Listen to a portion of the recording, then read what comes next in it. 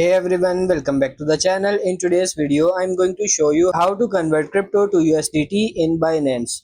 It's really simple and easy.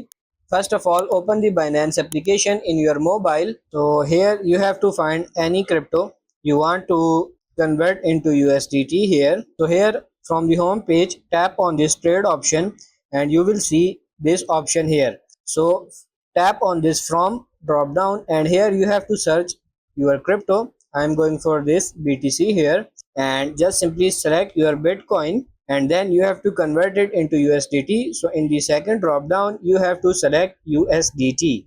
Just simply select it and now enter the amount of Bitcoin you want to convert and you will see the preview of your BTC into USDT, that how much of BTC you will getting the USDT of.